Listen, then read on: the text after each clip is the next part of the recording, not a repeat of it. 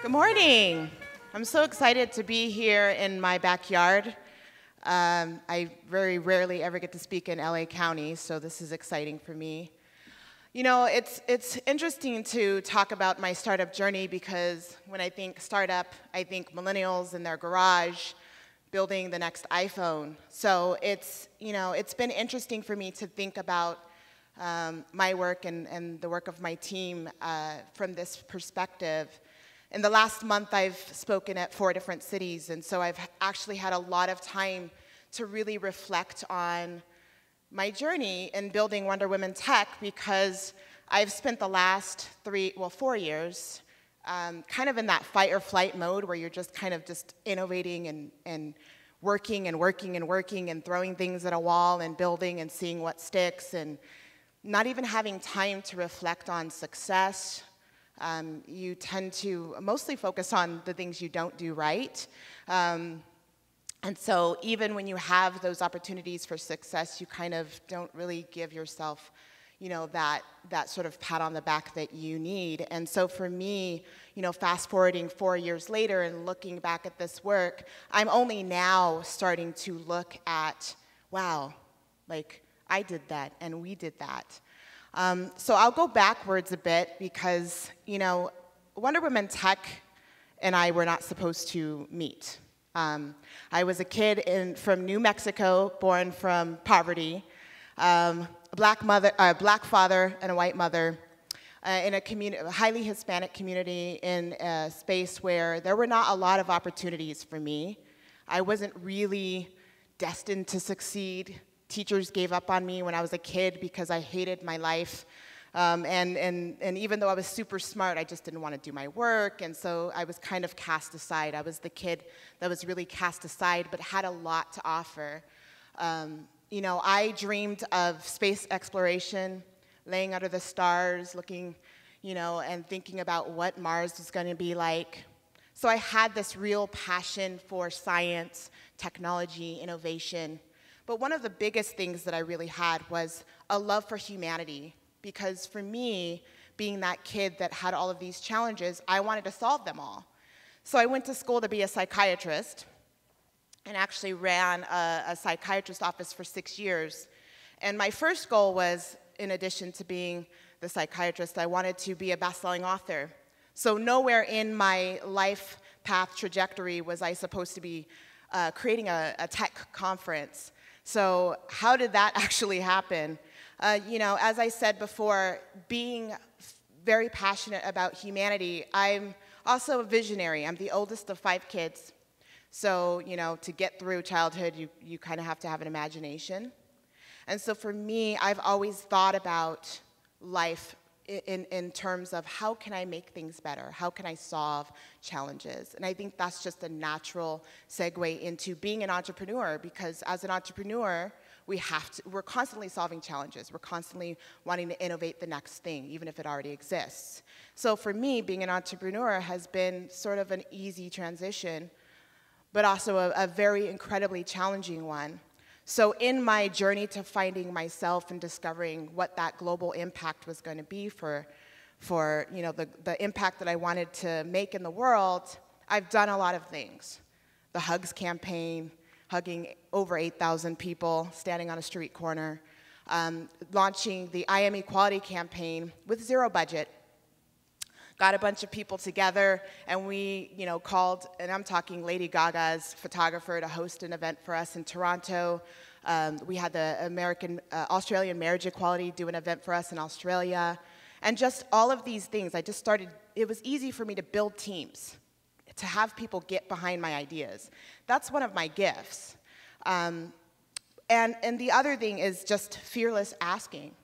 So for me, as I started building my journey of, let's try out some things, I want to go make an impact, I realized that it takes more than just myself. So I would herd the cattle, if you will, and get people behind my vision, and this is how I've been able to do the work that I've been doing. So the I Am Equality campaign, which I thought was not a success. I thought it was a failure because, even though it was in 17 cities and 5 countries, this was before social media, hashtag Twitter was around. This was in 2013. So For me, it was a failure. And it's interesting because what we think of as failures end up being our most magical opportunity for growth. And while I was planting that seed, I had some folks from ASU actually attend one of my events in Phoenix, and they had been following my work that I had been doing. So at this point, I had tried to launch an internet TV network called Equality TV, which was focused on, looking at people of color, LGBT, underrepresented groups in media. And the photographic campaign was a spinoff of that. And so I was invited to work with the humanities division at ASU, and that's really how this whole journey started, because I said yes. I said yes to a phone call in which the Dean of Humanities at ASU said, hey, I love your work. I'd love to be able to have you work on some projects for our Humanities 101 initiative, which focuses on 7 principles like kindness, self-reflection, compassion. And I could get on board with those kinds of things because for me, social innovation is really where my heart is. That's my passion. I want to make a difference. So I said yes, even though I actually didn't know what that was going to mean for me and whether or not I was going to if I was skilled for that.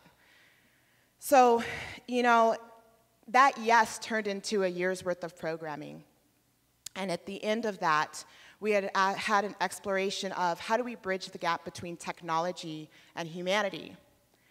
Now, I'm the founder of 2 hackathons, but when I started up my first hackathon, I didn't even know what the hell a hackathon was. All I knew is I wanted to create a solution to bridge the gap between technology and humanities using these 7 principles. So as I was doing research about that, I learned about hackathons, and it was so incredible for me because as we were putting it together and I got to actually build the challenge statements and work with communities to look at data and build challenge statements, I was like, wow, I'm so far outside of my comfort zone, but this feels like home for me. And so we actually launched the hackathon called Hacks for Humanity. I felt at home with the developer community. It was like, wow, these are innovators that can actually make apps and solutions that will literally change and transform the world. So I knew I wanted to get in on that. And that's really how the first seeds for Wonder Women Tech started, was Hacks for Humanity. And I had a woman at the California Women's Conference, the director for California Women's Conference at the time. She had heard about me and said, hey, can we do something like this for women? And I'm like, sure. And again, it was that yes, even though I didn't know what the heck I was doing. But I said, yeah, let me get back to you in a couple of days. So I put together Wonder Women Hacks, which is a hackathon focused on challenges facing women and girls. And through that work, I made some fearless asking phone calls and partnered with different cities and organizations to look at data and challenges that were affecting women and girls, specifically in Los Angeles. And I put an industry panel together, made some calls to Google, Microsoft, and suddenly I'm having Fortune 500 meetings with Fortune 500 companies. And this became my world. And so it happened kind of fast, actually. I didn't have time to catch my breath. It was just constantly innovating, constantly creating solutions, constantly moving on to the next thing. And so my second hackathon ended up being really exciting. And I was invited by a woman from the Commission on the Status of Women for the city of Los Angeles, and Mayor Garcetti. I got to connect with the city of Los Angeles, and they were fortunate enough kind enough to provide Wonder Women Hacks an opportunity to have a hackathon in Los Angeles. And it was really exciting for me because I'm like, yeah, we can do this, we can scale. I had to hurry up and go find a team and figure out what this was going to look like. And as I was building this hackathon, we were working originally with Loyola Marymount, and we had the stamp of approval from Garcetti and the city of Los Angeles. And it was interesting because this is where my life began to change. As I started calling people up about this hackathon and putting it together, I started talking with women in tech who had so many stories to share, with me about their journeys. And, you know, I couldn't really identify from the perspective of what it felt like to be a woman in tech per se, but I understood what it felt like to not have opportunities provided and to constantly have to prove yourself in work environments and to fight for what you want in life. And I learned, you know, that it's really hard to be an innovator as a woman, even though we are naturally innovators, and to have a safe space to be able to celebrate that. It wasn't something that people had access to even 3-4 years ago. And I saw that this was an opportunity. So the Wonder Woman Hacks hackathon turned into a full-scale conference in one month. And it was interesting because my team and I at the time were like, you know, this is just a hackathon. It's not a conference. It's just a hackathon. And then one day we looked at each other and we said, I think this is a conference. We have speakers now. And we have speakers that are soliciting us from other countries. And we had no budget. So it was like, you know, there's something here. There's something that we are standing on that could be amazing, but we didn't really understand how amazing that was until, you know, as we started building this conference, and again, no budget, we had the head of Google Solve for X come in and say, you know, I want to speak. And we had the VP of Adobe at the time who started Women at Adobe, who lifted her hand and said, I want to speak. And I couldn't fly them in. They were going to come in on their own dime. And these women were telling me, Lisa May, we need this. We need this. Yes, we have Grace Hopper, but we need something more. And we need to be able to have this intimate setting where we are celebrating people of color. We are allowing for diversity to truly exist and have these really engaging, dynamic conversations that are solution-based. Because for me, that was what was most important to me and my team, was that this would be a solution-based conference. And it would also be interactive, and we would be able to bring in kids to help them learn new skills and have access to the kinds of workshops and classes that I didn't get to have as a kid. And so that was the vision. That was the seed that was planted by accident. I was supposed to be a best-selling author, but instead I was now building a Women in Tech conference. And so that was in 2015. And it was supposed to be a one-off. Like I had trying to get sponsors and building an event. I mean, I'm sure the women here who have put this event on, this is not easy, putting on an event. It is actually, if I had known then what I know now, I don't know that I would still have gone, you know, all in. Actually, I would have. But it's a lot of hard work. And so I learned along the way that you had to have the kind of backbone that, thankfully, being the oldest of 5 kids, I had. So the challenges that we faced were interesting because, you know, I would think that I would be welcome, you know, by other women of color, by other women.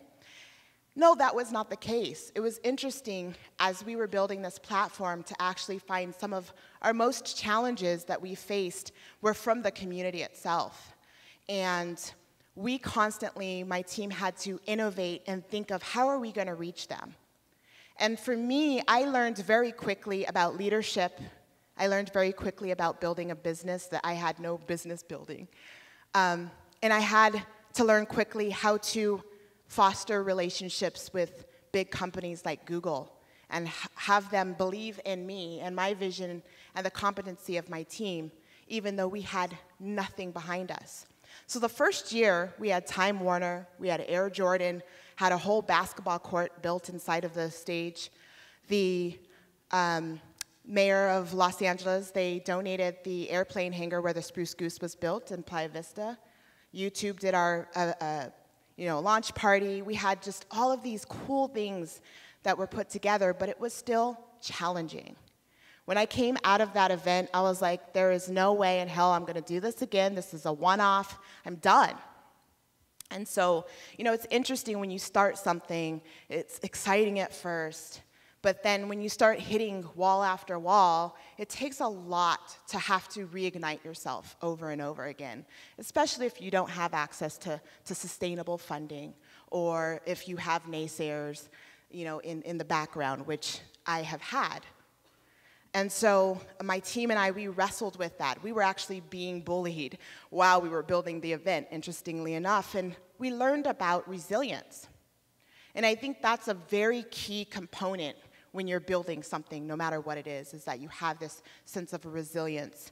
Passion is phenomenal, and I have that in droves. That is not the challenge, but being resilient to the challenges and just focusing on the tasks at hand is what has truly been, you know, something that I've had to learn across these 3 years.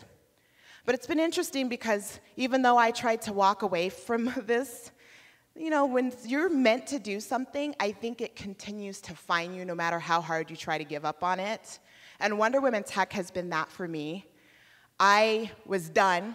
I'm not going to get into some of the challenges that happened, but, you know, some of it's financial, some of it was legal, which you know, can sometimes run into when you're building something.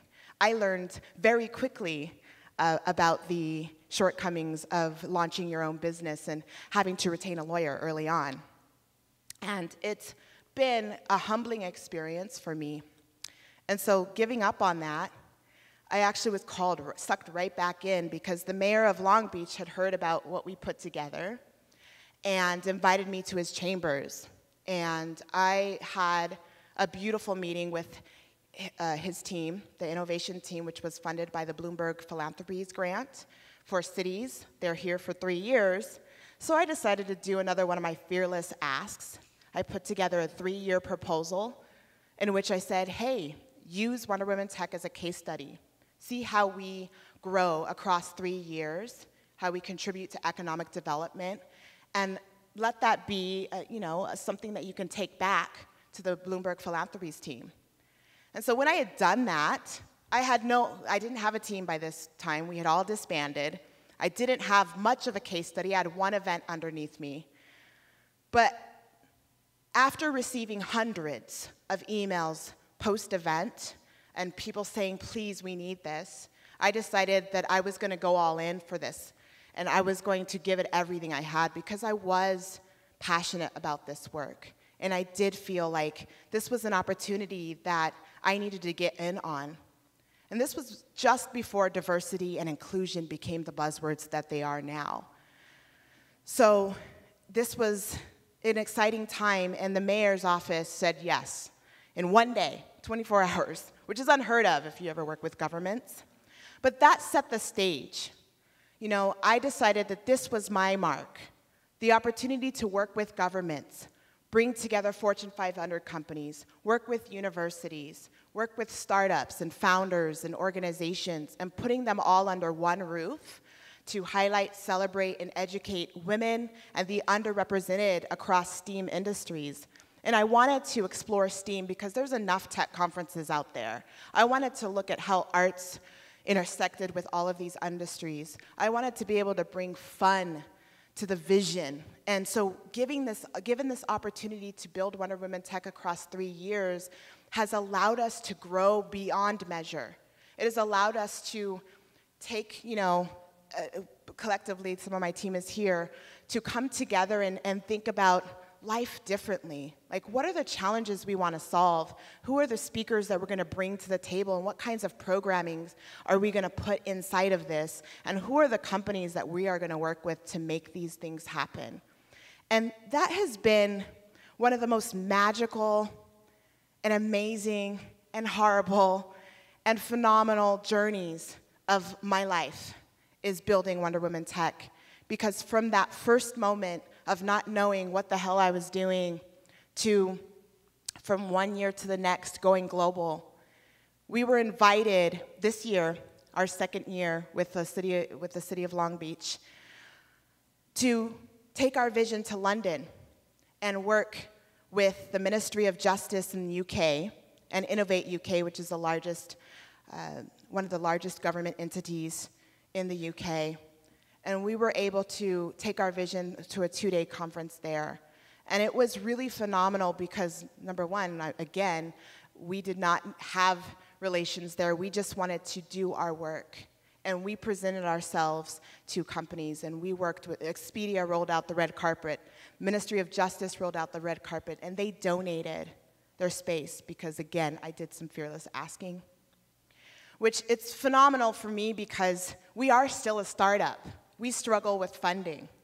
I've been able to take this globally, not because a bunch of companies gave us a lot of money, and we have gotten some good sponsorship dollars, but it's been because I've been able to bridge the gap between humanity and the intersectionality of these industries.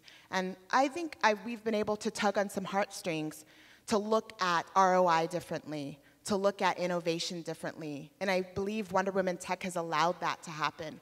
We've inspired companies like eBay to do accessibility talks. We've inspired Google to run our junior innovation camps and donate their laptops for our seniors to work on with Microsoft.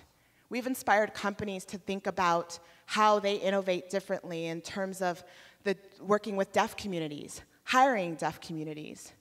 We started launching career fairs that were free and open to the public.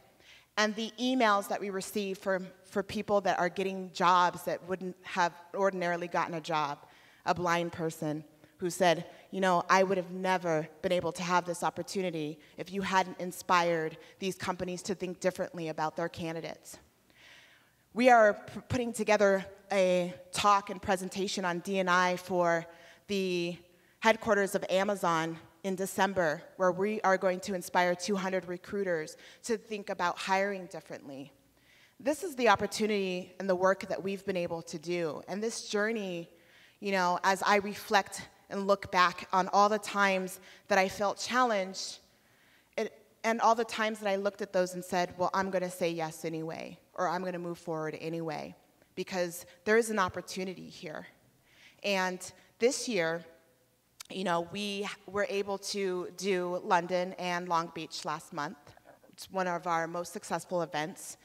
Year by year, we've been able to grow more and more, work with larger partners like Amazon, invite companies like Walmart and Accenture and, you know, startups to the table.